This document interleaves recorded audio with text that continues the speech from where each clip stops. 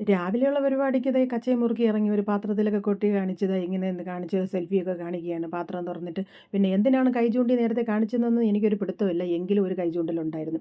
പിന്നെ ദേ ഒരു പാത്രം എടുത്ത് വെച്ച് കുറച്ച് മാവും എടുത്ത് ഒഴിച്ചുള്ള പരിപാടിക്കാണ്. അപ്പോൾ നിങ്ങൾ വിചാരിക്കും എന്നും ദോശയാണ്. ഇടയ്ക്കിടയ്ക്ക് തലയൊക്കെ ആമ തലയിടുന്നത് പോലെ തലയിട്ടൊക്കെ നോക്കുന്നുണ്ട് സെൽഫിക്കുള്ളിൽ. അപ്പോൾ ദേ ഇത് അടച്ച് കുറച്ച് മാവെടുത്ത് വെച്ചിട്ട് ഉപ്പും കൂടെ ചേർത്തിട്ട് നന്നായിട്ട് ഒന്ന് അടിച്ച് പതച്ചൊക്കെ എടുത്ത് അങ്ങോട്ട് മാറ്റി വയ്ക്കുക. അപ്പോൾ നമ്മുടെ ദോശയാണ് മെയിൻ വിഷയം. കാരണം എല്ലാവരും കാണുന്നത് ദോശയാണെന്നുള്ളൊരു വിളിയൊന്നും വിളിക്കേണ്ട. എനിക്കിഷ്ടം ദോശ, എളുപ്പം ഉണ്ടാക്കാൻ പറ്റുന്നത് ദോശ. എല്ലാവർക്കും ഇഷ്ടം ദോശ. എനിക്കിഷ്ടമായതുകൊണ്ട് വീട്ടിലെല്ലാവർക്കും ദോശ തന്നെയാണ് ഇഷ്ടം. പക്ഷേ ഇന്നൊരു വെറൈറ്റി ഉണ്ട്. തീർച്ചയായിട്ടും നിങ്ങളത് ഒന്ന് ഉണ്ടാക്കി നോക്കണം. പിന്നെ കാണിച്ചു തരുന്നതിലൊന്നും പരാതി വേണ്ടല്ലോ നിങ്ങൾക്ക് എന്തെങ്കിലുമൊക്കെ. ചുമ്മാ ഇത് മാത്രം കണ്ടുകൊണ്ടിരുന്നാൽ പോരല്ലോ. ഇതാണ് പരിപാടി. നമ്മുടെ കുട്ടി കുട്ടി ദോശ ഉണ്ടാക്കിയിട്ടുള്ള പരിപാടി. ഇനി പുറകെ വരുന്നുണ്ട്. ഇതിനുള്ള പിന്നിലുള്ള കാര്യങ്ങളൊക്കെ നിങ്ങളപ്പോഴേ തീർച്ചയായിട്ടും ഇതൊക്കെ ഉണ്ടാക്കി നോക്കുക കേട്ടോ. അപ്പോൾ ചുമ്മാ ഇരിക്കുന്നവർക്കൊക്കെ എന്തെങ്കിലുമൊക്കെ തൊഴിലുകൾ വേണ്ടേ. എന്നാൽ പിന്നെ ഇത് തന്നെ കാണിച്ചു തരാമെന്ന് പറഞ്ഞത്. ഒട്ടിപ്പിടിച്ചൊക്കെ ഇരിക്കും. നിങ്ങളതൊന്നും ആക്കേണ്ട. കാരണം ഇത് ഒട്ടിപ്പിടിച്ചാലും നമുക്കിത് വേറെ രൂപത്തിലാക്കേണ്ടത് ഇടിച്ച് ചതച്ച് പുതച്ചൊക്കെ എടുക്കേണ്ടതുള്ളതുകൊണ്ട് നമ്മൾ അതിൻ്റെ ഷേപ്പൊന്നും നിങ്ങൾ നോക്കി ഇനി വലിയ ബേജാറൊന്നും ആവണ്ട.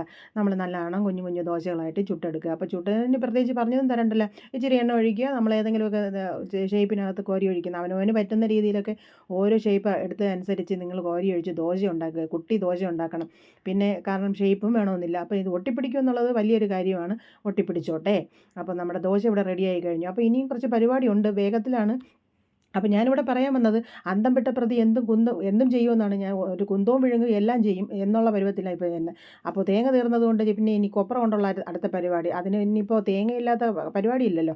അപ്പോൾ കൊപ്ര എങ്കിൽ കൊപ്ര അതേ വാരിക്കുട്ടി എല്ലാം വെട്ടി അരിഞ്ഞ് മിക്സിക്കകത്തായിട്ട് അടിച്ചിടുന്നത്. അപ്പോൾ കൊപ്ര കിട്ടുകയാണെങ്കിൽ ഇനി നിങ്ങൾ കളയരുത്. ഇങ്ങനെയുള്ള പരിപാടികളൊക്കെ ചെയ്യാം. ഇത് മാത്രമല്ല നമുക്ക് ചമ്മന്തിയൊക്കെ അരയ്ക്കാം. പിന്നെ ഇച്ചിരി മുളക് പൊടി കൂടെ ചേർത്ത് വെച്ചിട്ട് അപ്പോഴവിടെ ദോശ റെഡിയായി കഴിഞ്ഞ് വീണ്ടും മിക്സിയിലൊക്കെ എടുത്ത് വെച്ച് ഇനി മിക്സി എന്തിന് കാണിക്കണമെന്നൊന്നും ചിന്തിക്കരുത്. ആ മിക്സിയൊക്കെ ഒന്ന് കാണിക്കട്ടെ ഇരിക്കട്ടെ കുറച്ച് സൗണ്ടൊക്കെ. അപ്പോൾ നമ്മുടെ അത് അങ്ങോട്ട് അടിച്ചു വെച്ചതൊക്കെ മാറ്റി വെച്ചിട്ടുണ്ട്. പിന്നെ ഇവിടെ ദോശയ്ക്ക് പ്രേമം കൂടി അത് മൂന്നും കൂടെ ഒന്നിച്ചൊട്ടിയിരിക്കുന്നു. ഞങ്ങൾ വിടൂല എന്ന് പറഞ്ഞ് കട്ടയ്ക്ക് പിടിച്ചങ്ങ് നിൽക്കുകയാണ്.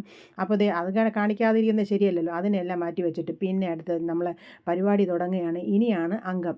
അപ്പോൾ നമ്മുടെ ഇച്ചിരി കടുക് അതിനകത്തിട്ട് കൊടുത്ത് കൊച്ചുള്ളിയല്ല ഇത് സവാളയാണ്, സോറി. അപ്പോൾ ആ സവാള അങ്ങോട്ടിട്ട് കടുവറ എടുത്തതിന് ശേഷം നമ്മൾ ചെയ്യേണ്ടിയെന്ന് പറഞ്ഞാൽ അടിച്ചു വെച്ചിരിക്കുന്ന നമ്മുടെ ആ ചമ്മന്തി അതിനകത്തോട്ട് അങ്ങോട്ട് ഇട്ട് കൊടുക്കുക. പിന്നെ നമുക്ക് മുട്ടയില്ലാത്ത ജീവിതമില്ല എന്നുള്ളത് കൊണ്ട് ഞാൻ ഘോരം പറയുകയാണ്. മുട്ട ഞങ്ങൾക്ക് കൂടിയേ തീരുള്ളൂ. 2 മുട്ടയും കൂടെ അതിനകത്ത് ഒഴിച്ച്, കാരണം 2 പേരുണ്ട്. ഈ ദോശയെല്ലാം കൂടെ അതിനകത്തോട്ട് വാരിയിടണം. അപ്പോൾ വിചാരിക്കും അയ്യോ തലയ്ക്ക് വെളിവില്ലെന്നോ. ഇല്ല, വെളിവൊക്കെ ഉണ്ട്. ഇത് നന്നായിട്ട് കുത്തിപ്പൊട്ടിക്കുക. അതുകൊണ്ടാണ് ഞാൻ നേരത്തെ പറഞ്ഞത് അതിനകത്ത് ഷേപ്പൊന്നും വേണ്ട, ഈ ഷേപ്പിലാക്കാൻ വേണ്ടിയിട്ടാണ്. അപ്പം നമ്മുടെ ഇച്ചിരി ആവിയൊക്കെ കയറ്റുന്നതിന് വേണ്ടി മയം വരുന്നതിന് കുറച്ച് വെള്ളം കൂടെ അടച്ചു വെച്ച് വേവിക്കുമ്പോൾ നമ്മൾ ഇടിച്ച് കൂട്ടിയ ദോശ ഇവിടെ റെഡിയായി കഴിഞ്ഞു. ഉണ്ടാക്കി നോക്കണേ. അപ്പം ബായ്.